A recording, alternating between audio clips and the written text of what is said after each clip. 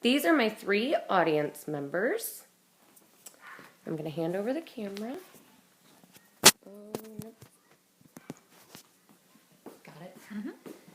I'm Brandy Niederschmidt, and this is my narrative speech. America has long since been known as the melting pot. However, as a society, how much of that do we really hold up to? I knew that in order to answer this question, I was going to have to interview someone who is diverse. The person I chose to interview is a 30-year-old Iranian-American male of agnostic religion. Agnostic religion is a religion that is founded in concrete evidence and logistics versus believing in a mystical being. He said it's actually practiced in Iran, but you never hear about it because they don't have the religious freedom that we do here. I wanted to find out a lot about how post 9/11 and pre 9/11 have been for him.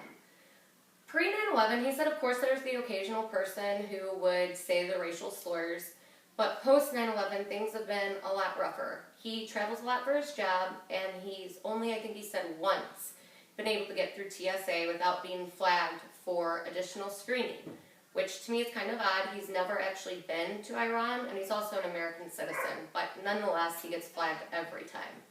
And he said that it definitely angers him. However, he's just had to accept it as part of his life, and he's just learned how to allot for more time so he doesn't miss a flight.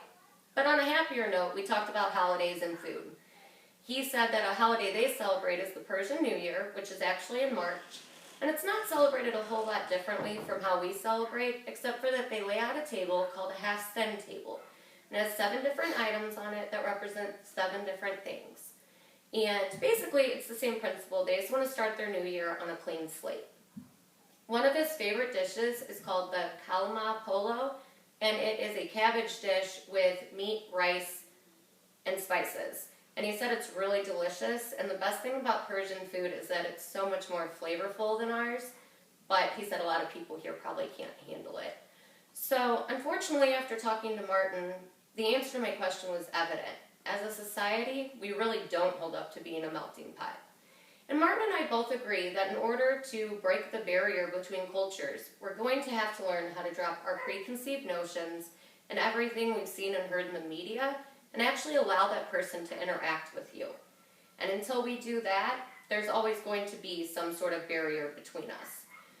So basically, as the age-old saying goes, you never want to judge a book by its cover or a person by their exterior features, or you just may miss out on the story and a friend of a lifetime. Thank you.